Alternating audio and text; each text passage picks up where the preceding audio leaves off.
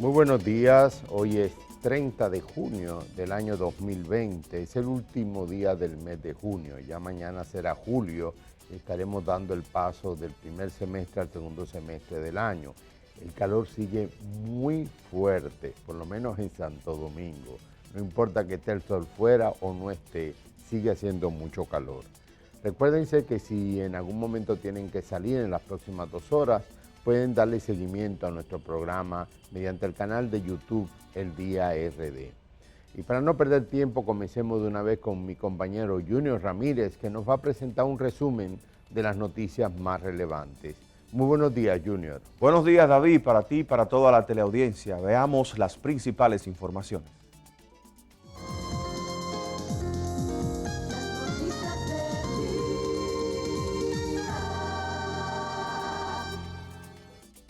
El consultor jurídico del Poder Ejecutivo informó que ayer, por instrucciones del presidente Luis Abinader, se retiró de la Cámara de Diputados el proyecto de ley contra la ciberdelincuencia. La decisión fue tomada a fin de facilitar el trabajo que llevará a cabo la Comisión Consultiva y para la revisión y actualización de la legislación sobre libertad de expresión. Esta información fue dada a conocer a través de un Twitter del consultor jurídico del Poder Ejecutivo, Antoliano Peralta. Se recuerda que el presidente Abinader, el 14 de junio del 2022, remitió al Congreso Nacional el proyecto de ley contra la ciberdelincuencia. El Ministerio Público ha presentado más de 20 testigos que sustentan la acusación en contra de los imputados del caso Onza y que desencadenó el asesinato del abogado Junior Ramírez. Como nos cuenta Fabiola Núñez, los abogados aseguran que el órgano persecutor se ha quedado sin armas para vincular a sus clientes con el crimen. Tenemos ya presentados 21 testigos, quedan 20 testigos más. El segundo tribunal colegiado del Distrito Nacional continuó este miércoles escuchando a los testigos presentados por el Ministerio Público, donde alega la participación directa de los imputados en un supuesto entramado de corrupción en la ONSA y también de la muerte de Junior Ramírez. Se dejó acreditado una vez más todas las líneas de vínculos y posicionamientos de Argenis Contreras a la hora del asesinato de Junior Ramírez. Posiciones estas que lo ubican en las inmediaciones de la Universidad Autónoma de Santo Domingo, todo el recorrido posterior para deshacerse del cadáver. Este miércoles se concluyó con el interrogatorio al perito Isaías José Tamares, así como con el mayor de la Policía Nacional, Carlos Gómez. De inmediato, los abogados de la defensa aseguraron que el Ministerio Público se ha quedado sin armas para vincular a sus clientes con los hechos que se les imputan. Que la acusación no es una acusación ni firme, ni es clara, ni es coherente y lógicamente no tiene ningún fundamento. No han determinado todavía qué tipo de vínculo tuvo ninguno de los imputados con los hechos que aquí se están conociendo en este segundo tribunal colegiado. O sea que el Ministerio Público se va una vez más con las manos vacías. Los imputados en ese caso son Argenis Contreras, así como José Mercado Blanco, Víctor Ravelo Campos, Jorge Abreu, Heidi Peña y Lilian Francisca Suárez Jaques. Además, figuran Manuel Rivas y Faustino Rosario Díaz. Las juezas decidieron suspender la audiencia de este miércoles y continuar conociendo el juicio de fondo a los imputados por corrupción y asesinato para el próximo jueves 7 a las 9 de la mañana. Para Telenoticias, Fabiola Núñez. Y ayer inició el juicio de fondo contra el diputado por Santiago de los Caballeros, Gregorio Domínguez, acusado por el Ministerio Público de desalojo ilegal, violación de propiedad y destrucción de propiedad en la comunidad de Punta Rusia. Santiago Dullar nos dice más. Durante el desarrollo de la audiencia, las partes tuvieron la oportunidad de escuchar distintos testigos, quienes expusieron sus verdades sobre lo que pudieron observar durante la ocasión en que se llevaron a cabo los supuestos desalojos ilegales. Una que ahí me ofrecían dinero, que me ofrecían tierra, y yo no tengo tierra para allá, para construir. Según señalaron los abogados de la parte acusadora y el Ministerio Público, las pruebas que poseen son más que suficientes para probar la responsabilidad de los hechos del diputado. Las personas que fueron presentadas como testigos, que están a cargo del Ministerio Público, ellos satisfacieron lo que el Ministerio Público había dicho con lo que pretendía probar en la acusación. En Punta Rusia le han ofrecido dinero a todo el que coja cuarto, se lo están ofreciendo. A mí me han mandado 46 emisarios a ver cómo me compran y como no han podido, hemos sido víctimas inclusive hasta de ataques rastreros. Mi casa porque le interesaba las tierras, el solar, con títulos falsos, fraudulentos. Refutando esta posición, Gregorio Domínguez y sus abogados defensores dijeron estar confiados en la inocencia del congresista. Por eso digo ahí, no pudieron establecer ni siquiera que yo estuve ahí, ni mucho menos, porque en verdad yo no estuve ahí ese día. Yo estaba en mis afanes políticos.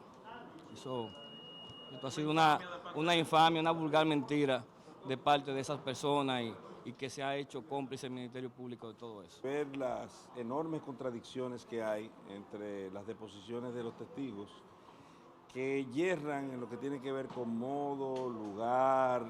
Nadie ha podido todavía señalar de forma fehaciente la participación en el presunto tipo penal puesto a cargo del diputado. La audiencia fue aplazada para este próximo viernes 8 de julio, donde se espera continuar escuchando a parte de los testigos en el caso. Para Telenoticias, Santiago Truchard.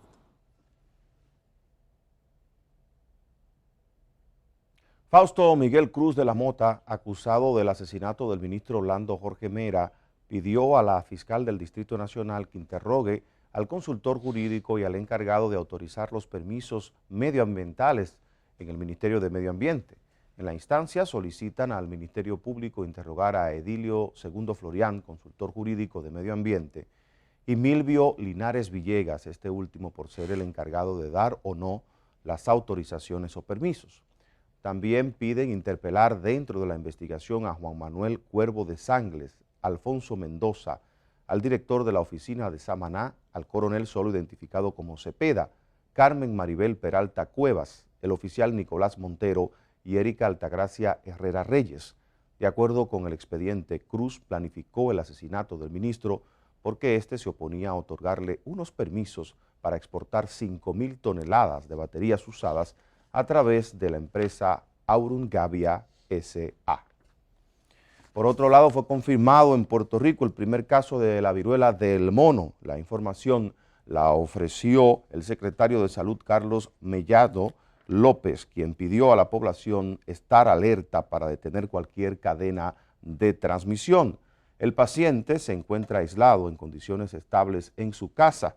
La Organización Mundial de la Salud dijo esta semana que el brote de viruela de mono no debe considerarse como una emergencia sanitaria internacional, como ocurre con el COVID-19. La cifra total de los casos se eleva ahora a 3.413 confirmados en laboratorio en 50 países, la mayoría europeos según los últimos datos de la OMS. Un estudio reveló que el 77% de las mujeres embarazadas en el país consume alcohol durante el estado de gestación. Paola Mateo nos amplía. De acuerdo al estudio, la prevalencia del consumo en el país ronda el 52%. Casi igual que los países desarrollados.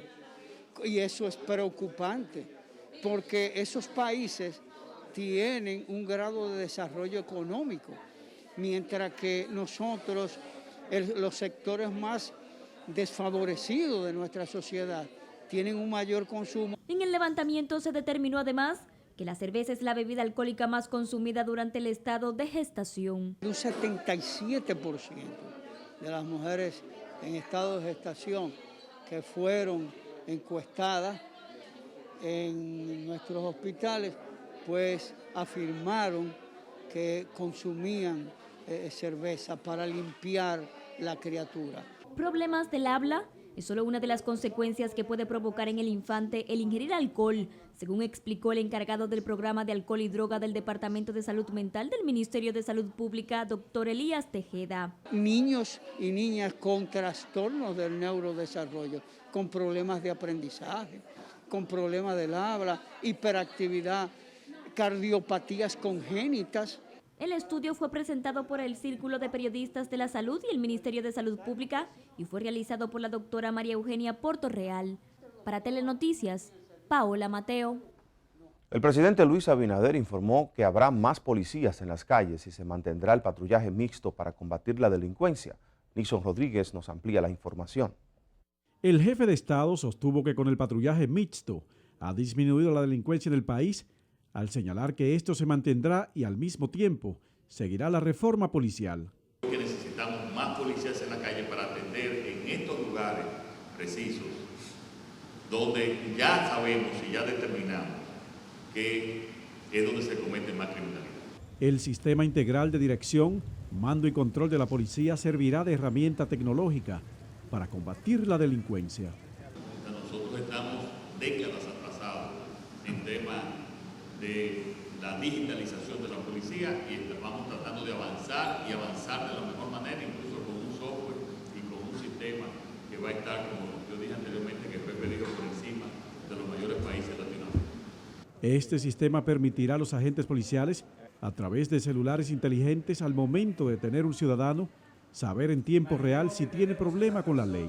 La información en tiempo real y suficiente como para que todas sus operaciones, todos los seguimientos de casos policiales criminales que ellos llevan, todos los sistemas de información y todos los sistemas de servicio a la ciudadanía pudieran estar integrados. Dicho mecanismo permitirá a las instituciones trabajar en coordinación y colaboración para prevenir el crimen y solución de los casos delictivos. Abinader dijo que este sistema es la zapata de todo lo que se está constituyendo para la implementación de la reforma policial. Para Telenoticias, Nixon Rodríguez. Y más del 80% de los terrenos del país están afectados por situaciones legales que impiden o dificultan la entrega de certificados de títulos a sus propietarios. Así lo reveló Merido Torres, director de la Unidad de Titulación de Terrenos del Estado. ¿Cuáles son las zonas del país más difíciles de titular? Paola Báez nos explica en la primera entrega de la serie de reportajes Terrenos en Conflicto. El otorgamiento de un título de propiedad por parte del Estado es un proceso que conlleva realizar investigaciones y que con mucha frecuencia enfrenta la dificultad de que las autoridades tengan que intervenir en litigios judiciales. De que la gran mayoría de parcelas en todo el territorio nacional de una u otra manera están afectadas con algún tipo de situación legal. Yo diría que más del 80% de las parcelas que nosotros recibimos, de una u otra manera tenemos que trabajar la parte legal para poder resolver. Cuando se inicia un proceso legal en torno a un solar, este afecta a toda la parcela sin importar el tamaño total de la misma. Sin embargo, este no es el único problema a enfrentar. Mucha litis, hay parcelas que han sido declaradas de utilidad pública y no han sido pagadas, hay sobreposición sobre la misma parcela, hay situaciones de triple, hasta 10 ventas a una misma parcela o porción de terreno. Otra de las trabas con las que se encuentran al iniciar un proceso de titulación es la relativa a las irregularidades cuando se trata de terrenos del CEA, convirtiéndolos así en las zonas más conflictivas de acuerdo con Torres. La parte donde está el CEA, realmente por las ventas que se han hecho reiteradas de una misma porción, eso trae siempre litis entre partes y entonces nosotros tenemos que intervenir. Dada la importancia de que las personas obtengan las constancias de propiedad de sus solares, la Unidad Técnica Ejecutora de Titulación de Terrenos del Estado ha proyectado entregar este año 100,000 certificados en todo el territorio nacional, siendo el sur del país la zona priorizada. Tenemos Asua, tenemos San Cristóbal y ahí está la mayor cantidad de entregas que vamos a hacer en este año.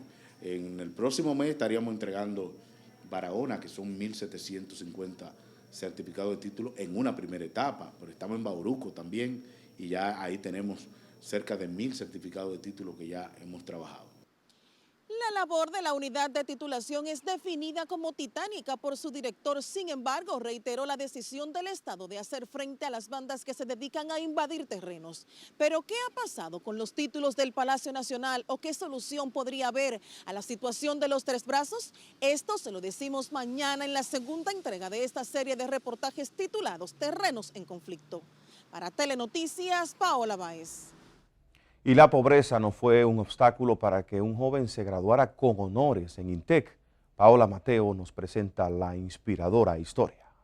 Con el valor resiliencia, porque resiliencia es una persona que va superando las etapas, obstáculos y todas esas cosas que se le presentan en el camino. Así se define Saúl Montero. Me gusta marcar personas, es decir, con mi historia, diciéndoles que las cosas se pueden, es decir, haciéndoles entender que con dedicación y amor, como siempre digo, todo se puede alcanzar. Un joven de 21 años del sector Los Guandules, graduado con honores en el área de matemáticas en el Instituto Tecnológico de Santo Domingo. En el barrio Los Guandules siempre resalta lo que es las cosas negativas. Desde que mencionan Los Guandules, robos, hasta salen cosas negativas, entonces la gente dice, vamos también a compartir lo positivo. Eso es lo mismo que yo digo, vamos a ayudar a las personas que tienen visiones de superarse. Cuenta que fueron muchos los obstáculos que tuvo que enfrentar a lo largo de sus estudios, sobre todo económicos. Que el pasaje se me hacía difícil, tenía mucha dificultad para obtenerlo. En ese proceso de esos 3 meses fue donde yo pensé dejar la universidad, que ahí fue donde las personas se identificaron un poquito, que yo sí pude, decir, yo tuve un día que aguanté el hambre muy fuerte que me dio hasta dolor de cabeza. Expresó sentirse orgulloso de representar a su barrio, del cual dice no solo es delincuencia, sino que es un sector con muchos jóvenes que tienen aspiraciones pero carecen de oportunidades y en el que espera un día poder producir cambios. Me siento bastante orgulloso, es decir, siento que si se me abren oportunidades que donde involucren también a sociedades, también traerla aquí a mi barrio Los Guandules. Su madre cuenta que trabajando en un mercado es como pudo criarlo junto a sus 2 hermanos y habla de cómo fue guiarlo en un ambiente como el que se vive en Los Guandules. Yo no me preocupé porque yo siempre lo tenía bien. Cuando él tenía a sus amiguitos, le decía, tráelo a mi casa. Saúl Montero imparte clases de manera voluntaria, ya obtuvo una segunda beca para realizar una maestría en matemática aplicada en INTEC y cuenta que su sueño es realizar un doctorado en la misma área. Para Telenoticias, Paola Mateo. Con esta nota regresamos con David Álvarez Martín al Estudio A. Muchas gracias, Junior. Muy bonita la última nota. Así es. Muy bonita, muy esperanzadora. Quisiera compartir con ustedes unas cuantas ideas sobre el estado de la democracia en el continente americano, brevemente. La democracia no solamente son elecciones, la democracia también es justicia, la democracia es tolerancia, diálogo. La democracia es educación, miren qué interesante, salud, son buenas pensiones, es decir, un régimen democrático tiene que incluir a todos y todas y al mismo tiempo permitir que las personas se desarrollen en ese ambiente. O sea que no es un tema solamente electoral, pero sin elecciones no hay democracia. Las elecciones son un punto fundamental. Tienen que ser correctas, técnicamente bien elaboradas, tienen que ser transparentes y por supuesto todos los actores, una vez dado un resultado, tienen que aceptarlo. En el caso del continente americano estamos viendo 2 extremos.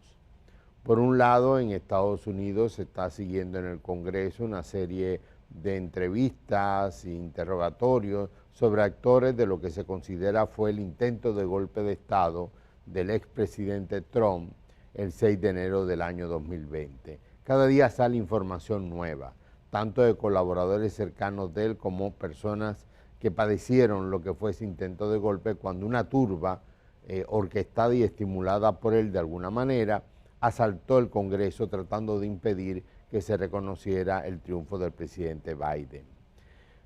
Es lastimoso que una sociedad tan desarrollada en la democracia como Estados Unidos tenga que manejarse con eso, y más lastimoso todavía que el expresidente Trump siga siendo un líder de amplio respaldo en muchos actores de la sociedad norteamericana y fuera de ella también. Eso te demuestra el hecho de que la ignorancia juega un papel importante. Cuando un pueblo, una sociedad, amplios sectores carecen de formación política, no son capaces de pensar críticamente, terminan siguiendo y empujando o solidarizándose con liderazgos que son nefastos para la democracia porque no creen en ella. El otro extremo acaba de ocurrir en Colombia. Colombia, una sociedad donde las últimas décadas ha estado escogiendo en elecciones a candidatos conservadores, algunos reaccionarios incluso, de pronto en las últimas elecciones escogió a un candidato que viene de lo que fue la guerrilla en un momento determinado y con convicciones políticas de justicia social, de una sociedad diferente, incluso con una vicepresidenta, ya lo es, ya no es simplemente candidata, que es del grupo que se considera de afrocolombiano, es decir, aquellas personas de origen de nacionalidad colombiana que tienen ascendencia africana, de toda la tradición y todo el tema del pasado colonial.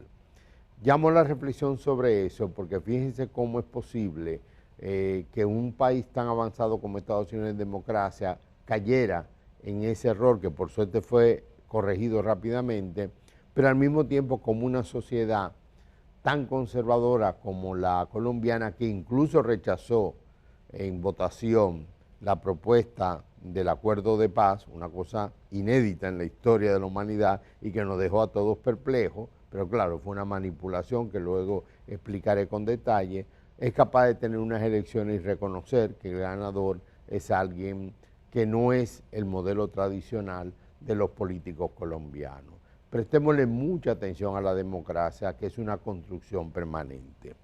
En el día de hoy vamos a tener al ingeniero Antonio Almonte, quien es ministro de Energía y Minas. Tenemos mucho que hablar de él, desde política, energía, hasta Punta Catalina y el problema ecológico.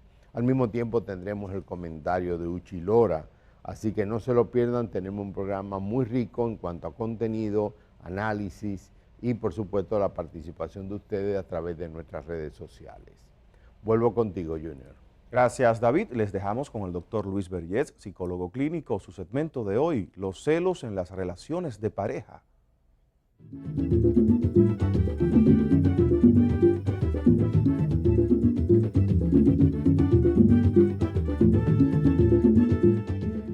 Vamos a conversar sobre el impacto negativo que tienen los celos en las relaciones de pareja.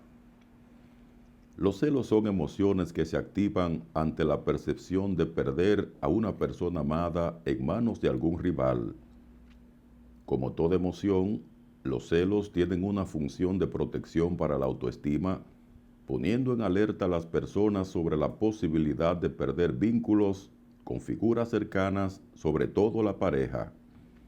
Los comportamientos celotípicos se manifiestan en una búsqueda constante de sentirnos seguros en una relación, actitud frecuente de monitoreo y persecución de la pareja, sobreinterpretación de cualquier posible evidencia de que la otra persona podría estar siendo infiel, se exageran pistas o fabrican evidencias que no existen.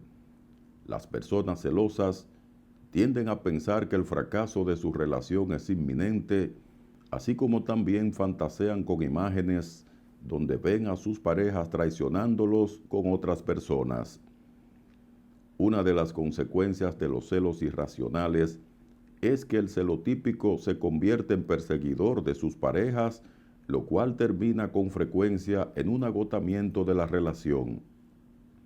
La violencia, tanto psicológica como física, aparecen también con frecuencia.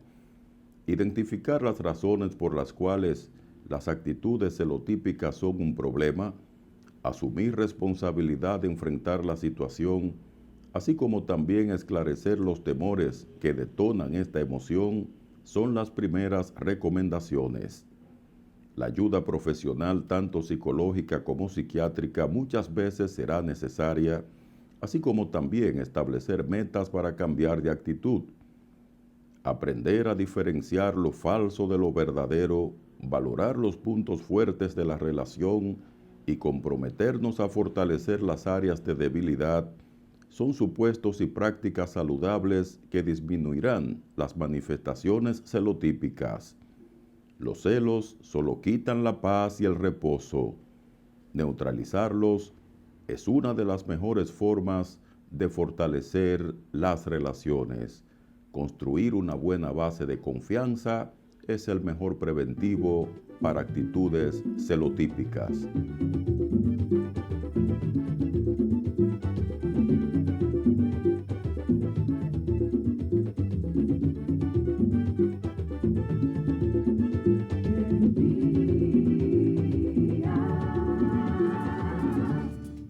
El día camina contigo allá donde vayas. Cuando salgas de casa, continúa con nosotros en YouTube. El día, 25 años de buen periodismo.